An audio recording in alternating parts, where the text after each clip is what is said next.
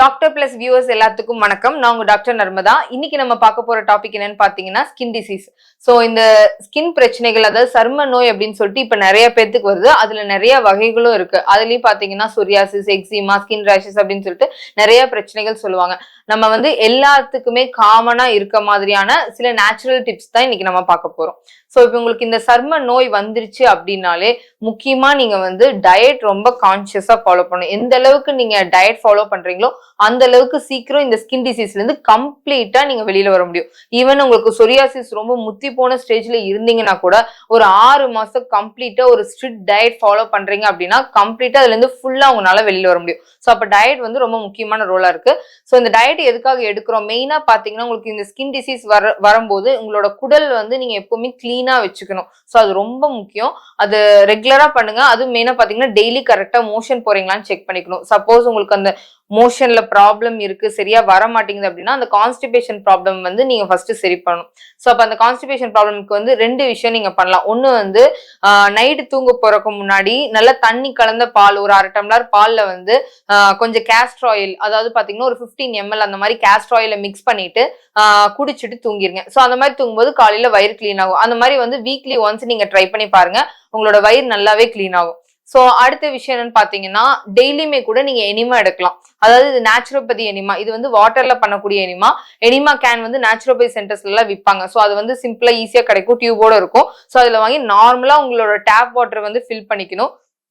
அந்த நாசில் பாத்தீங்கன்னா உங்களோட ஆசன வாயில ஃபர்ஸ்ட் டைம் பண்றீங்க அப்படின்னா கொஞ்சம் ஆயில் அப்ளை பண்ணிட்டு பண்ணுங்க. இல்லைன்னா நார்மலா பண்ணலாம். அந்த ஆசன வாயில சொருகிட்டு அந்த எனிமா கப்ல ஃபுல்லா தண்ணி புடிச்சிட்டு நீங்க கொஞ்சம் குனிஞ்சு அந்த பொசிஷன்ல நின்னீங்க அப்படின்னா தண்ணி ஃபுல்லா உள்ள போயிடும். அதுக்கப்புறமா அந்த டியூபை எடுத்துட்டு நார்மலா நீங்க மோஷன் பாஸ் பண்ணலாம். சோ இந்த மாதிரி பண்ணும்போது பாத்தீங்கன்னா உங்களுக்கு சப்போஸ் மோஷன் சரியா வர மாட்டேங்குது அப்படின்னா கூட உங்க வயிறு கிளீன் பண்றதுக்கு இது ரொம்ப எஃபெக்டிவா இருக்கும். சோ இந்த எனிமாவை நீங்க ரெகுலரா எடுக்கிறதுனால உங்களுக்கு கன்ஃபார்மா அது ஒரு ஹேபிட் ஆகுறதோ, இல்ல உங்களுக்கு ரெகுலரா வரக்கூடிய அந்த மோஷன் வராம போறது, இந்த மாதிரி எந்த பிரச்சனையும் வராது. தாராளமா நீங்க டெய்லியுமே யூஸ் பண்ணலாம். இது எந்த சைடு எஃபெக்ட்டுமே கிடையாது.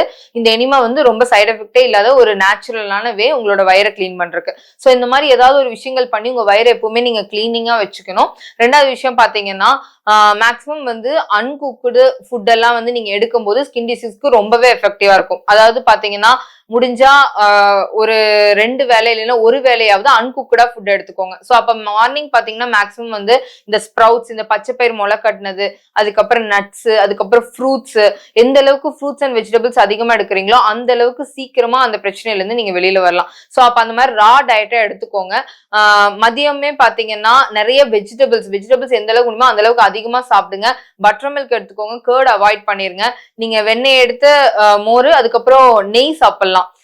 நெய் உருக்குன நெய்யா நீங்க சாப்பிடலாம். அது ஃபுட்ல எடுத்து சாப்பிட்டுக்கலாம். சோ இந்த மாதிரி விஷயங்களை ஃபாலோ பண்ணணும். புளி கம்பல்சரியா அவாய்ட் பண்ணிருங்க.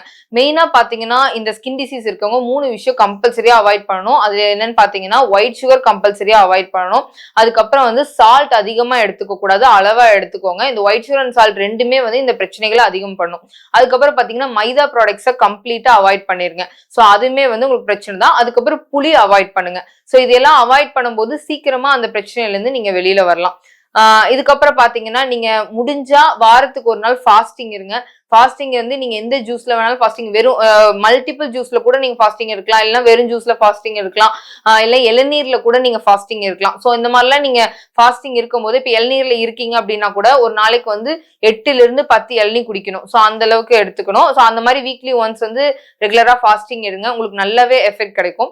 அதுக்கப்புறம் உங்களுக்கு அந்த இச்சிங் இருக்கு, ரேஷஸ் இருக்கு அப்படின்னா அந்த ஏரியால பாத்தீங்கன்னா பட்டர் மில்க் அப்ளை பண்ணி பாருங்க. பட்டர் மில்க் அப்ளை பண்ணும்போது உங்களுக்கு நல்லாவே டிஃபரன்ஸ் தெரியும்.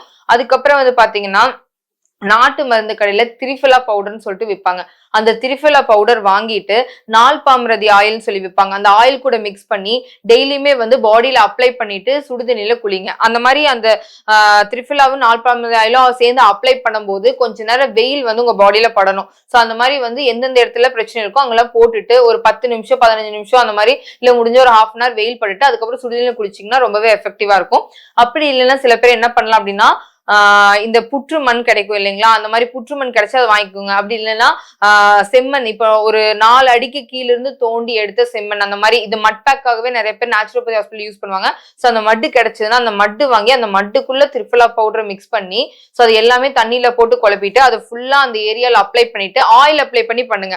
டைரக்டா மட் போடாதீங்க. ஏன்னா வந்து சம்டைம் ட்ரைனஸ் ரொம்ப அதிகமா இருக்கும். ஸோ அதனால அந்த நாள்பாம்பரதி ஆயிலோ இல்ல ஏதாவது ஒரு எண்ணெயை வந்து அந்த புண்ணு மேல அப்ளை பண்ணிட்டு அது மேல இந்த மட்டை போட்டுட்டு நல்லா வெயில் படணும். மேக்ஸிமம் வெயில் படுற நேரத்துல பண்ணுங்க.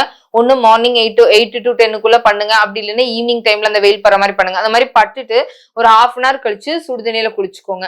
சோ இந்த மாதிரி ரெகுலர் சுடுதண்ணில குளிக்கணும்னு அவசியம் இல்ல, பச்சை தண்ணியில கூட நீங்க குளிச்சுக்கலாம். சோ இந்த மாதிரி நீங்க ரெகுலரா பண்ணிட்டு வரீங்க அப்படின்றப்போ உங்களுக்கு நாளடைவுல கொஞ்சம் கொஞ்சமா அந்த ஸ்கின் வந்து நார்மல் ஸ்கின்னா மாற ஆரம்பிக்கும். நல்லா பாடியை வந்து ஹைட்ரேட்டடா வச்சுக்கணும். எந்த அளவுக்கு தண்ணி குடிக்கிறீங்களோ அந்த அளவுக்கு சீக்கிரமா இந்த பிரச்சனைகளை வெளியேறும். சோ நல்லா தண்ணி குடிங்க, நிறைய ஜூஸ் குடிங்க, சிட்ரஸ் வெரைட்டிஸ் ஆஃப் ஃப்ரூட்ஸ் நிறைய எடுத்துக்கோங்க, நீர் காய்கறிகள் அதிகமா உங்க உணவுல சேர்த்திக்கோங்க. மேக்ஸிமம் நான் வெஜிடேரியன் கம்பல்சரியா அவாய்ட் பண்ணிருங்க. நான் வெஜிடேரியன் ஸ்கின் ப்ராப்ளம்க்கு ஒத்து வராது. ஸோ அப்போ அதை அவாய்ட் பண்ணும்போது சீக்கிரமா அந்த பிரச்சனைல இருந்து நீங்க வெளில வரலாம். ஸோ இந்த மாதிரி விஷயங்களெல்லாம் நீங்க ஃபாலோ பண்ணும்போது உங்களுக்கு நல்லாவே பெனிஃபிஷியலா இருக்கும். ஸோ இந்த விஷயத்தெல்லாம் ஃபாலோ பண்ணுங்க. இதே மாதிரி இன்னொரு வீடியோல நிறைய விஷயங்கள் பேசுவோம். எல்லாத்துக்கும் நன்றி, வணக்கம்.